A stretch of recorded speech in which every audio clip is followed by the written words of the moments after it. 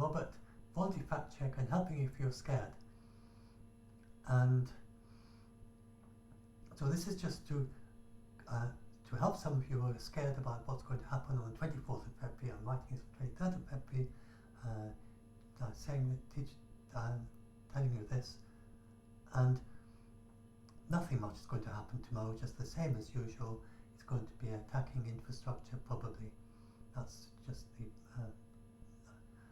what people say, and that's about it.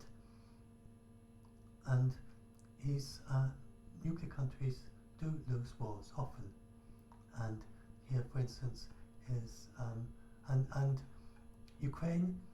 Russia invaded Ukraine, went straight across the borders in somewhere, I can't remember where it was, straight into Kharkiv, somewhere around there, just went straight in and went down from Kiev and just drove across the borders. We all saw it on the 24th of February on the TV, and that is an invasion, pure and simple, and Ukraine had every right to stop them.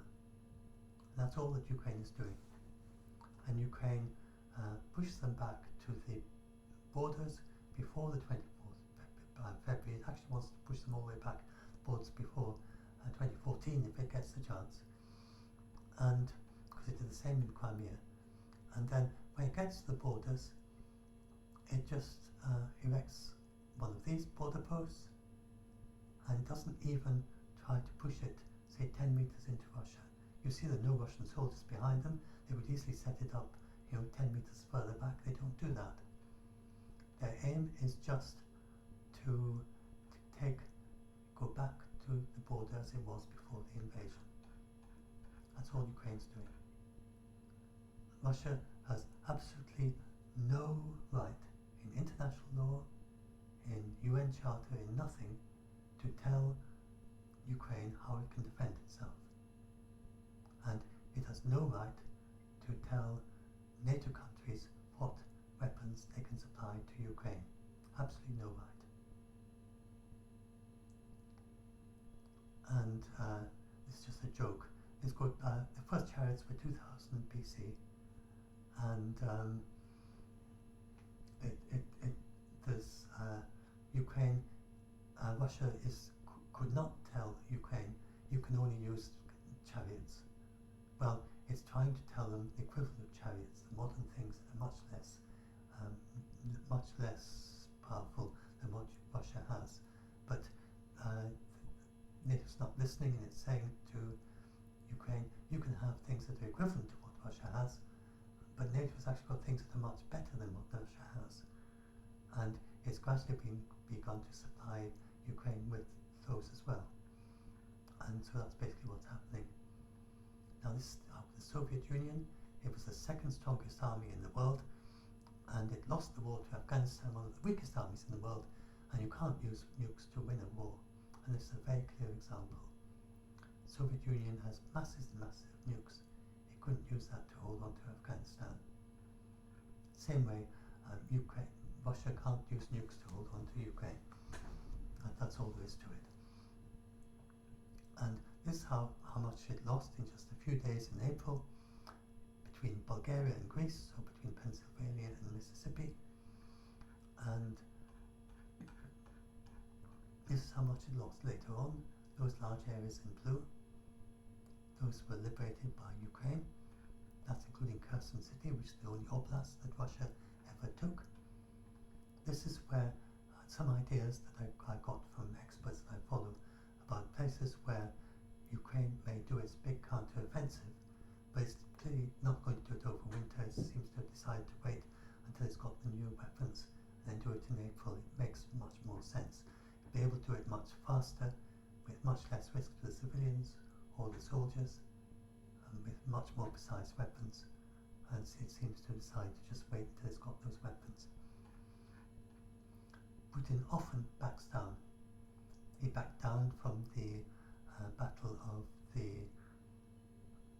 Kiev, from Kharkiv Oblast, from Izium, from Lyman, from Snake Island, from Kherson City. He made lots and lots of fake bluffs those, he's never going to use nukes. It makes no sense. Now, if it was possible, if it was a real risk of Russia using nukes, then who would be most scared about it? Who would be most likely to be affected? A place like Lithuania, right next to the border of Russia. Russia could just drive straight in, and yet they're not cared at all. They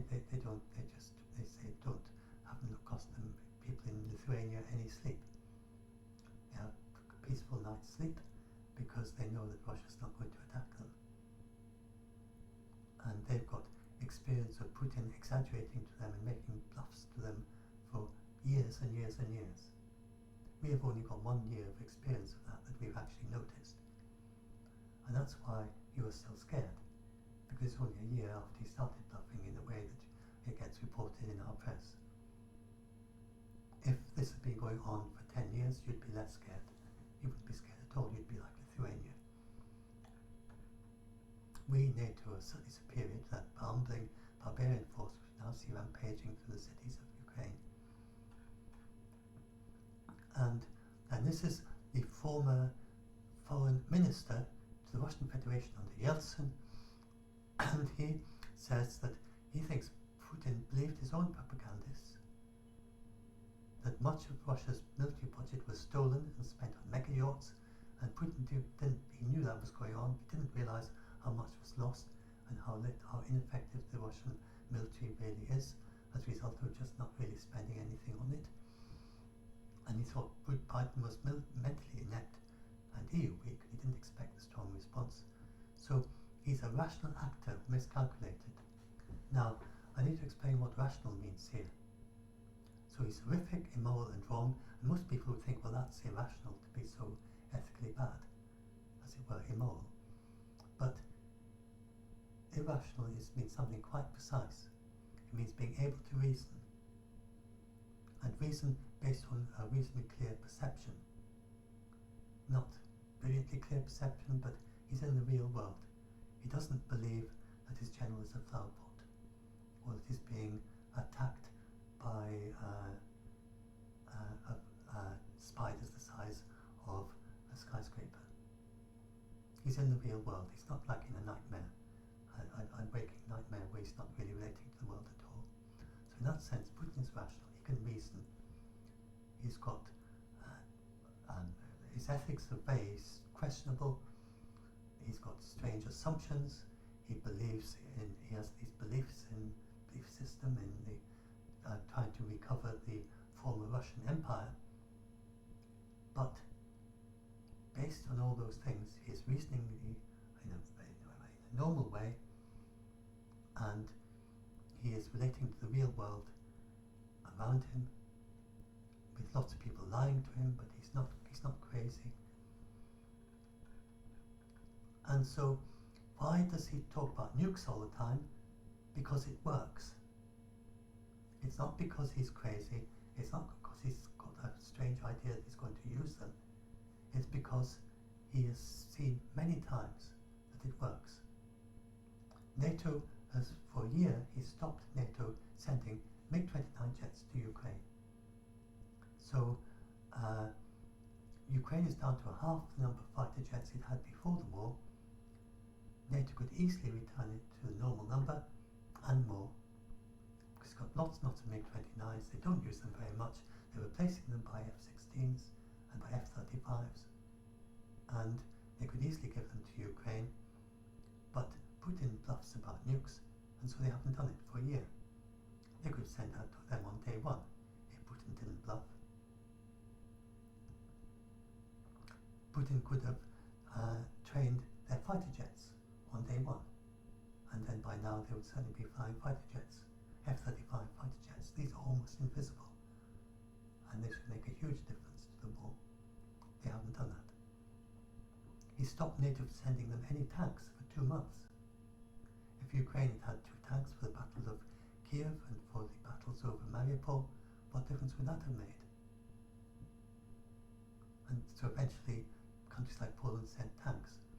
Then he stopped NATO from evacuating. Remember the Battle of Mariupol, and there were civilians. They were trying to escape, and they would get these what do you call them, buses, and a fleet of buses waiting to drive them away from Mariupol into Ukraine, and Russia would fire missiles at them before the civilians got into them. So they find half of their rescue buses had been destroyed. And so there weren't very many civilians actually left Mariupol. And then they would be at risk of being fired at as they drove away. And these soldiers, the wounded soldiers, they wanted to evacuate, and the soldiers finally said, well, we want to surrender, but can you give us safe conduct back to Ukraine? Russia should have done that. By all the rules of armed warfare, it didn't do that. Well, no, absolutely should, but I mean, it would have been. Sorry. I think it's. I'm not sure about it. What it is by terms of armed warfare, but Putin, just by his bluffs. So what happened back then is that Poland wanted to send a rescue mission to go to Mariupol, humanitarian mission, defend it, but not with the aim to attack Russia, just the aim to evacuate civilians from Mariupol and evacuate the wounded fighters and the fighters from the Azov battalion from the Azovstal steelworks. And they could have just a mission to evacuate the civilians, and Putin wouldn't allow that. And so they were just going to say, well, we're going to do it anyway, and we're going to take some fighters, and Putin's not going to attack us, because they're much more used to the bluffs than NATO are. And NATO just bluffed, and that didn't happen. And so lots of civilians who could have been evacuated from Mariupol weren't. And then he stopped them from sending HIMARS. He stopped them from sending missiles with a range of 300 kilometers, that's the ATACMS. He stopped them from sending ships to protect the grain exports from Odessa, which that led to shortages of grain in Africa. He stopped them sending their advanced. Now this is a rather incredible thing, and that's very, very defensive. They could have sent the defensive missile systems to Ukraine on day one. So just things to shoot down missiles being fired at Kiev. They didn't do that. We heard all that about close the skies. They did absolutely nothing except send them stingers to shoot down helicopters and low-flying planes. And that is again just because of the bluffs. No other reason. If Putin hadn't bluffed, then NATO would have done that. And if NATO had sent them defensive systems very early on, they'd sent him something like HIMARS very early on, the war would have been over by April. If they'd done that during the fighting of Mariupol, then Russia would never have gotten at Mariupol.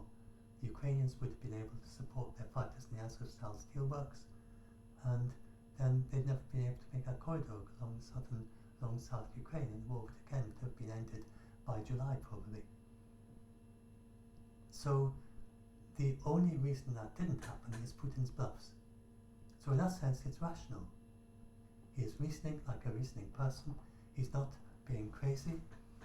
He is kind of pretending to be crazy, because it's obviously crazy to use nukes, and he's bluffing, and he's got a rubbish hand because he never would use them, because he would be crazy and he's not crazy. But he has to pretend to be crazy, and that's why. And he is a very good propagandist, a very good poker player. So he's very good at convincing the rest of the world that he's almost on the edge of craziness when he's absolutely nowhere near it. There's nothing to suggest that he's even remotely crazy. He's just good at putting on a veneer of seeming crazy enough so that people believe his bluffs, which that is his intent, and that's why he does it. And then, so he's going to keep bluffing, because he gets constant feedback that it works. He's delayed the fighter jets all the way to now. He's delayed the modern tanks, which make a huge, huge difference to the war, all the way to now. these bluffs aren't going to work in any future attempt, but Russia's never going to be able to do something like this again, because obviously if we started the Ukraine war now, for the first time, having got used to his bluffs, they'd be sending in the HIMARS right away, because we realised that his bluffs mean nothing for HIMARS, but people still think the bluffs mean something for fighter jets. Obviously that's now gone. He can never bluff about HIMARS again, but he can, and he can't bluff about tanks anymore. That's become pretty clear that that's going to happen. So he can't stop tanks anymore by using bluffs. But he can still stop fighter jets, so he's still got a reason to bluff. And he can still stop the long-range missiles. And for as long as he's got a reason to bluff, he'll keep bluffing. That's rational. But as long as when people respond, and then people have very weird ideas, strange ideas. It's believable because it's understandable because of the movies. They believe that Russia could somehow destroy the entire military of NATO with a single strike. Now, the nukes have nothing like the power of a natural thing like an earthquake. Like the earthquake in Turkey. A nuke can't do that. It's not got that amount of power. And a nuke can cause a lot of damage, but I'm talking about the actual physical movement. It can't do, well, a bit clearer, a nuke can't do something like the tsunami in Japan. That's way beyond the capability of what a nuke can do.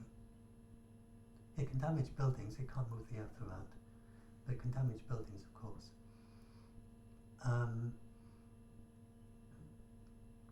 So it would not be, if Putin wanted to try to get rid of the, I live up there, and this is quite a bit away, and if Putin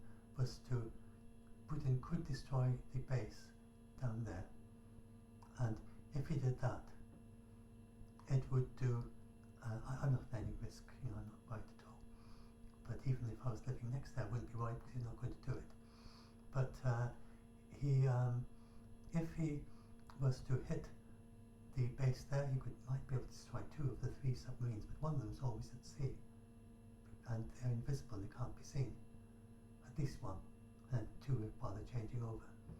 So Putin can't destroy the UK's nuclear defences.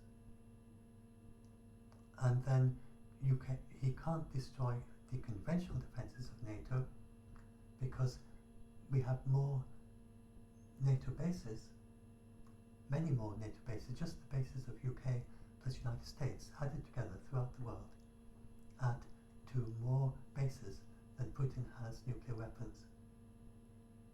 Just one nuclear weapon to each base, and obviously he'd need many more. So Putin can't destroy all the NATO bases. So he can't win a conventional war with nukes. And then of course there'd be all the jet fighters and all the little aerodromes, and they can even land on highways and things, and the bombers and things. And then there's be the shelters and the ICBMs and the command posts and the defending it with nuclear bunkers, and there's the destroyers at sea and so on. So it's absolutely clear that Putin can't win the war using nukes. So it doesn't matter how barbarian he is, how ruthless.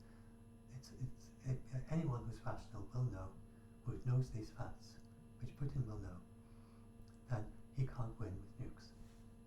So they can't do a first strike. It's just impossible. It just can't be done. No country can do it. So for Putin to use nukes, it's like going to the top of a building 20 stories high, 10 stories high. That looks like more like 10, 20 stories high, quite high anyway. Anyway, so 10th story where it is being not that high, going right up to the top of that building, and then saying, General, everything's fine, let's walk out to this window. It's absolutely fine. And he's just opening the window, or breaking it open with a sledgehammer, and saying, yes, we can all go walking out of this straitjacket. They wouldn't follow his orders. So they'd be trying to save his life. So that is what I mean by saying that it would not be rational to use nukes.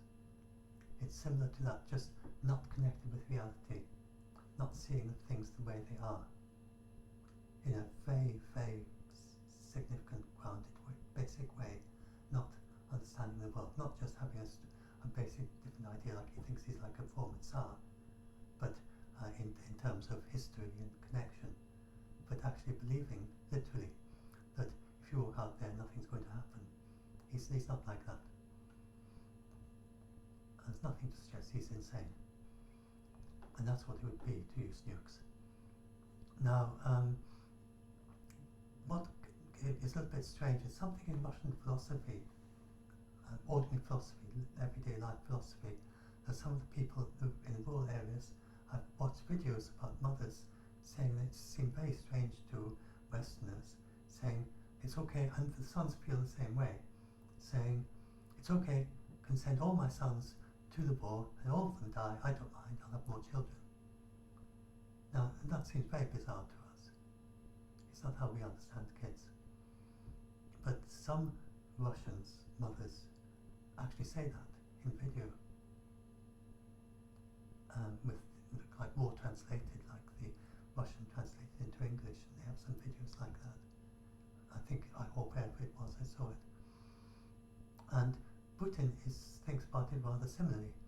He cares about Russia, but he doesn't seem to care terribly much about individual Russians, including individual soldiers.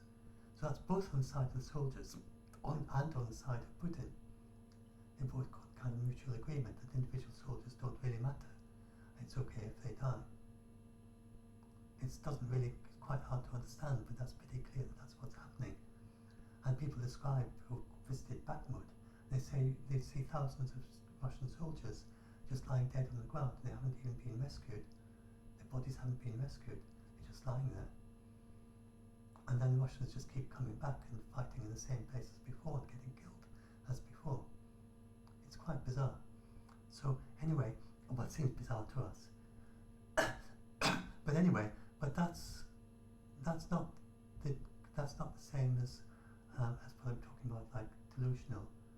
That's just a kind of quite strange way of thinking. But they do care about things, and Putin cares about what he does care about is Russia, Russian culture and buildings and artifacts and Russianness. This is something that goes back to modern Tsars. And so this is St. Basil's Cathedral and part of the Red Square in Moscow. What I'm saying is not, maybe not necessarily kind of sophisticated Muscovite might well not think like this. And he tends not to sacrifice the sophisticated kids from the cities into his wars in quite the same way. But he's been careful to shield them from conscription to a fair extent. Anyway, so he cares about the Russianness, but he doesn't seem to care very much about individual Russians. And another thing he cares about are the Fabergé eggs. And so he'd go on and on and on if you started to talk with him about Fabergé eggs. 9 little eggs you can hold in your hand cost $100 million, and they used to belong to the former Tsar. And for him, these are worth more than thousands of soldiers, it seems. He would care very much if there's risk of one of those being destroyed. So he's got a kind of lopsided out view, according to us. He'd fight a battle to defend a Fabergé egg. It's really quite bizarre. And they are very pretty, that's true, but that's not really, it's not really what we think of in the West, in not quite the same way. So he invaded because he didn't listen to his spies, and instead told them what to say. And so, but he cares about Russia, he cares about Fabergé eggs. He's got, it's quite eccentric by our ways, but it makes sense according to his way of looking at things. He has a girlfriend who he cares about, who's a nice kid, I think, and children and grandchildren. And if Putin wanted to be safe from a nuclear war, and live in a nuclear bunker, he wouldn't need to be president of Russia. He could let someone else start the war and just go and buy this nuclear bunker and live in it. And he's not looking for a reason to start a war. It would just be crazy. And then here's some various experts saying that people are really knowledgeable. And so I talked, Michael Gove, UK Secretary of State for Levelling Up Housing and Communities, he said he doesn't think it's helpful to think of Putin as mad. Instead, thinking of and indeed recognise as someone whose ruthlessness takes them into a moral sphere that the rest of the world would find almost impossible to conceive of. So that's the thing I was saying, like he's not mad and he's still reasoning. But he's just got very strange ideas, very strange ethics, according to most things that most people just wouldn't be able to conceive of what it could be like to think like that.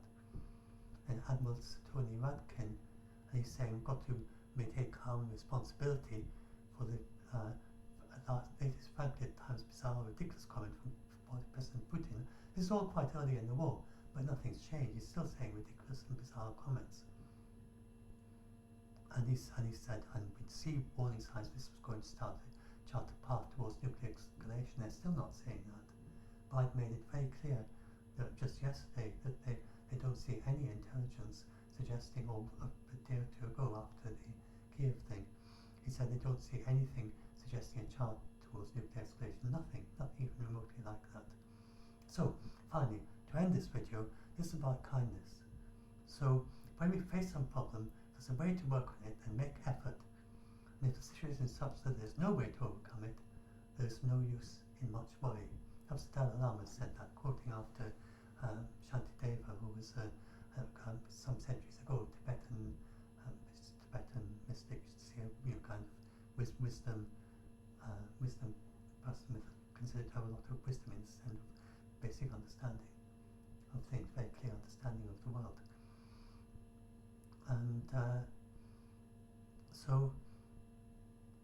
so this is something to try to ground yourself in kindness, and then this leads to a much softer mind and much less chance of much clearer sense, because as long as you're feeling very angry and hating towards Putin, which is very understandable, then you're not really thinking of him as a real person. You tend to exaggerate people that you're angry with, and they seem like comic book characters and they could do anything. And so trying to help your mind get a little bit softer and not quite so hateful, just move a little bit away from that if you can. And one way is to think about how awful it must be to be Putin. Now, he wouldn't see it as being awful, maybe, but anyone else would hate to be like that.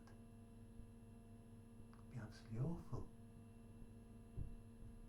And if you think choice, who could I be, Putin or me as I am now? Then you wouldn't stop thinking for a second. Say, well, as I am now, much better. If you could kind of swap your personality with Putin and could experience the world as Putin does it, or experience as you are now, then who would want to be Putin? So just think like that, and think that how awful it must be to be like that, and how he's harming himself, and how he's harming,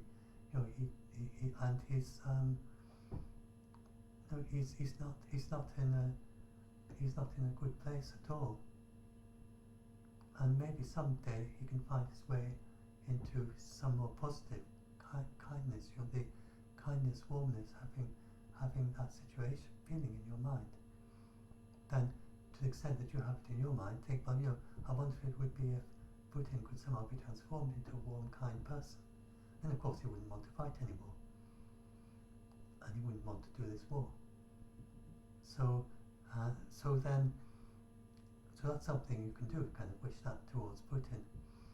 And then the thing is that getting angry is only going to harm you. Your anger, Putin doesn't even know about it. Even if you wanted to harm him by getting angry, it wouldn't work. So yeah, anger is only harming you. And kindness and warmness is helping you. And it may benefit, it may help change, changing your mind, it's not likely that you can actually directly change Putin's mind by feeling kind and loving kindness towards him, but you never know. There might be some influence, some effect happen, indirect way, that you can't quite see. And this is in Christianity. So the idea of there's nothing in Christianity about someone being intrinsically evil. It just isn't there. It's everyone is redeemable. And God has love and kindness for everyone. And so that would include Putin. So that it can be turned around. And then we have this idea in Buddhism as well. In Buddhism, we have the idea that everyone is a future Buddha. So maybe not now, but thousands of lifetimes from now, or millions of lifetimes from now, after changing through many different people, or many different beings, then eventually he finds his way. And then, so then you go a little bit further and you say, well, actually, there's only a difference in time between now and that future Buddha. And so then you say, well, Putin, if he knew, he's not really very far away from being Buddha himself right now. He has that capability. The vast kindness and the basic understanding. So when your mind calms down like this, then you get wisdom. Wisdom is what happens when it's not about being very clever, not about having lots of intellectual learning. It is about having a calm mind without delusion, without confusion, and without illusions. And it's looking at things clearly and calmly. So when you have a kind mind, it also helps your mind to be clear, because it's not all turmoiled up with confusion and anger. And so that is a way to a kind of inner peace, is being kind yourself towards everyone. And then if you look around, and you can see that unless you're living in Ukraine, maybe you're a fighter, and maybe someone watching this is a fighter in Ukraine, then even then you can look around for kindness amongst the other soldiers, kindness that people display towards the Russians that they capture. And just look for little acts of kindness around you. And the same also if you're a civilian, and even in Ukraine, your personal risk, if you're not a fighter, of dying is really very, very low. It's not that different from accidents. In fact, it's probably less than a traffic accident. And having a sort of kindness in your mind as much as you can. So if you're a fighter, having kindness in your mind doesn't stop you fighting. If you've got a very clear mind, then it is possible still to do that with keeping as much kindness as you can. And there are Buddhist fighters. Buddhist countries, people don't realise that, but Buddhist countries do have armies, rather obviously. And the main teaching is of kindness and of helping others and so on. But it's also about basic wisdom and so on. And anyway, I've talked about that separately. I might add a bit to my long Buddhism one about that. I've got a Buddhism one. I've got a bit I could add to it about that. There are quite a few Buddhist soldiers that serve in the UK army, and the Gurkhas. Many of them are Buddhist, and they're very famous fighters. And they still are based on this idea that everyone is Buddha, and trying to develop kindness and compassion in your life. So everyone can do that. You don't have to think, oh, because I'm a fighter, because I'm actually shooting Russians, that I can't develop kindness and compassion even towards the people that I'm fighting with. So this is something you can do, and it leads to more wisdom and understanding in whatever situation you find yourself. So anyway, that's my thing finished now. So I'll just upload it when I get a chance. The other one has taken a bit longer to upload than I expected, so it'll take a little while for this one to upload too. It's a bit longer than I expected. Anyway, I'll upload this, and do like and subscribe, that usual thing, and we've got our Doomsday Debug group on Facebook, and we've got the Quora blog. I will put a link to this article at the bottom here, and then if you go to the top of the page and look